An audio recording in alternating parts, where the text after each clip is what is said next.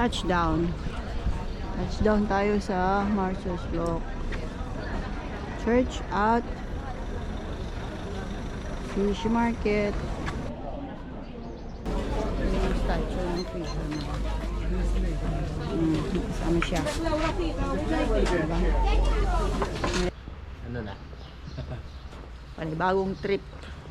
Maglalakad naman tayo mula Imaba to Marshall's Block. Dito tayo. Dito tayo, left side. Dito na tayo lumusot sa main. Let's go.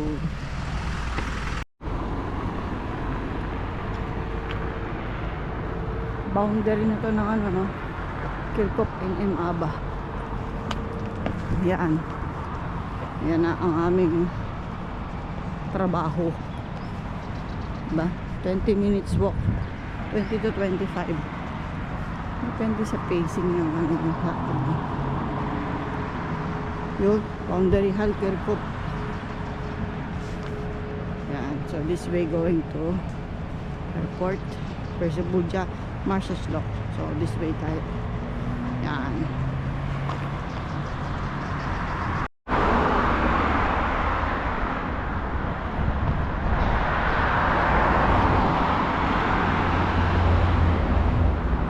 Yan ang new building.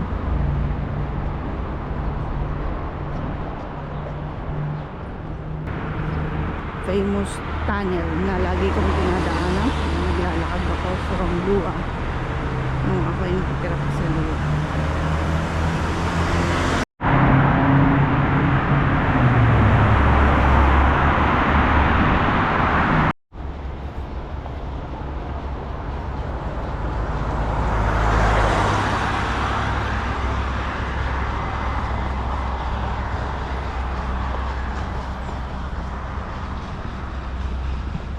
Ginagawang part ng airport.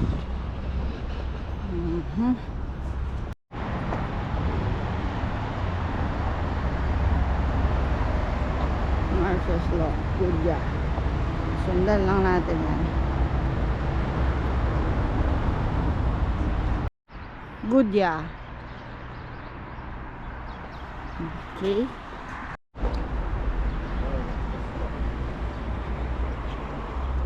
Asia. Tarshin.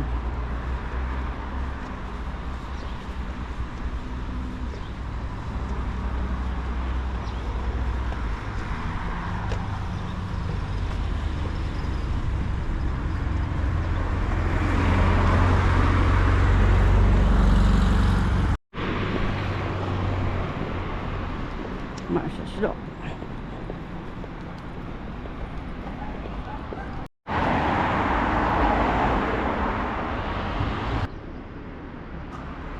Maraming horsey siguro dito. Kombini. Hal. Asia.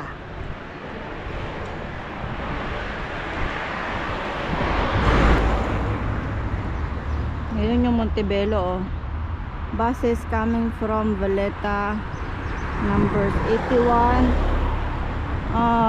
No, 81 dito siguro nang gagaling. 21, 81. Yan, Palua, diyan kami galing. Tapos this way, ayun yung last ko, yung malaking supermarket. And this is the way going to Marshall's Block.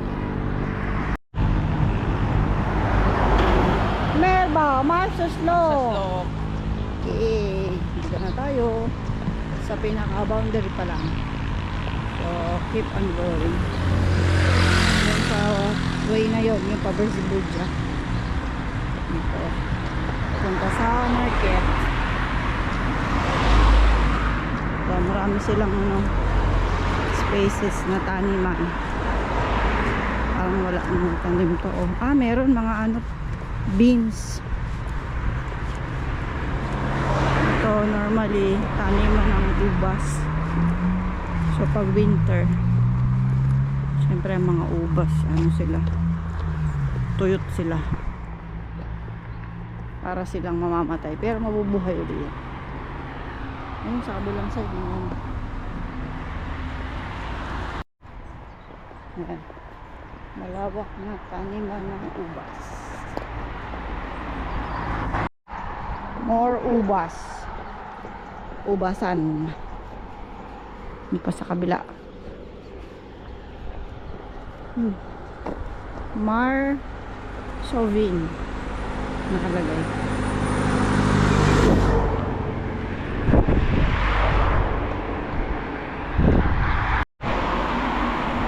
Yan, from here natatanaw na natin yung tower ng Enemalta. Enemalta o Delimara? Delimara pala, sorry naman. Tapos kita na din dito yung part ng dagat. And then on the right side, yun, kita natin yung mga cranes ng Bersebuja. Yan o. Kasi doon, yun, magkadugtong lang yun. Kahapon nandun kami sa kabilang side. Today, dito naman kami sa. Hindi pala kahapon, no, isang araw.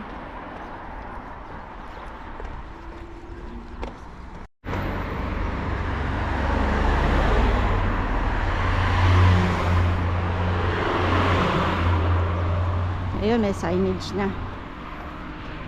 Delimara. Yun way. Ito tayo sa Marshall. Ayun yung dagat, oh.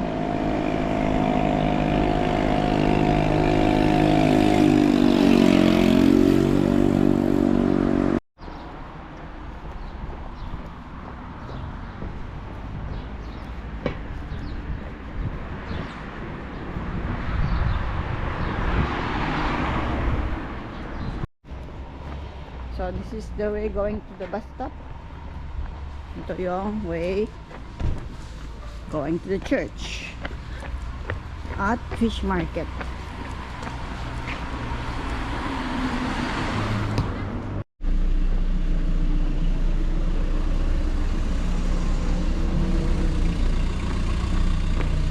Yan. Ito na yung church ng Marshall. Yan. Hindi na dito yung mga pastipsi.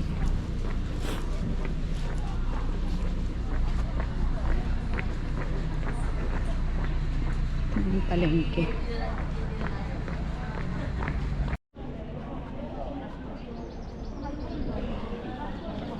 May silang Christmas tree. Sa side ng Christmas tree.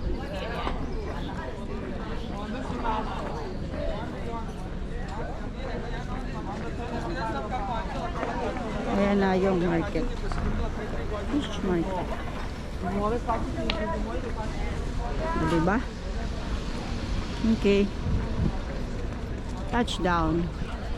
Touchdown tayo sa Marshall's Lock Church at fish market. Kita. Now, tingin tayo ng mga paninda. Ito yung ano, canteen. Oh, maraming turista. Okay. Meron ditong statue. Ayan, puntahan natin yung statue. May mga boat trips dito. Ayan, going to Marshall's Lock. So may harbor. Pero ito yung, ayan, yung statue ng fisherman. Kasama siya. Diba? Ayan yung mga paninda.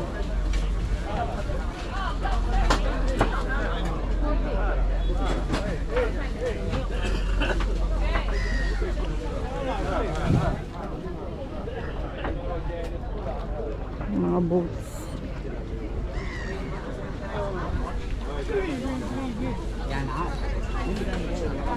Tingnan natin kung anong mga isda-isda may pusit, mayroong octopus,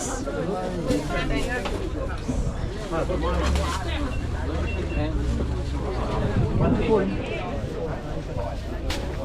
sardinas, mga gulay.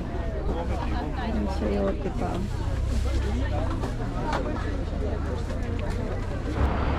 Yan, sa kalalakad natin, nakarating na tayo sa Paris. Oh, Cafe de Paris. Diba? Ito. Ito kami sa may side ng daanan kasi mabagal pag sa loob kami duman. Part pa rin to ng palengke. Morning market. Dito sa side na to, more on dry goods. Pero may mga prutas pa din. Pero mga fish dun sa bungan. Yan. Since maraming nakabakasyon ngayon, maraming ito, may mga boat trips pa din dito.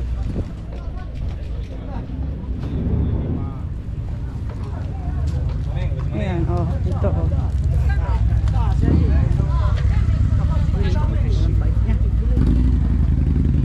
Oh, diba? Lahat mabibili mo na dito. Pera na lang kulang. Yun ang mga affordable na mga ayan. Pag sa mall nyo binili yan, doble na yung presyo eh.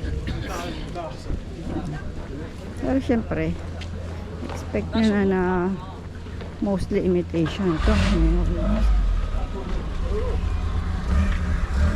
Yung iba naman, mga ani nila, kaya mura yung tulad niyan. Ito, tigwawan. Tres. Prutas. Approaching na tayo sa pinakadulo ng palengke. Tapos may CR din dyan. Ayan, continuation ng aming trekking.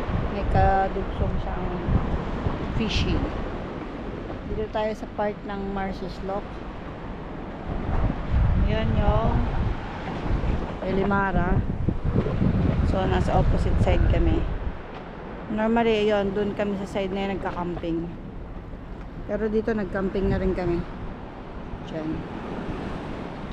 Tapos dito, tatry namin marami siyang maliliit ako nakikita. Yun naman ang mga normal na eh. So, let's go. I-prepare natin ang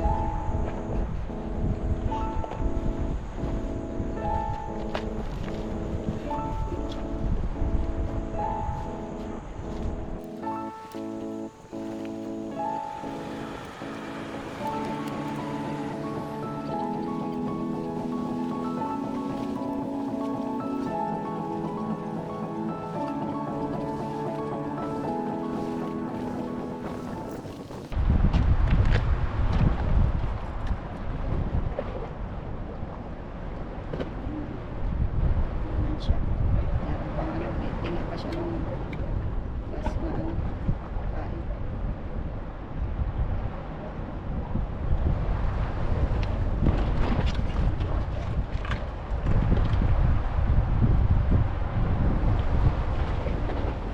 May nakakabang na siya ng Ay, ano ang pressure sa lalim? ganun. Malakas. Hila. Ramdam ko yung vibration.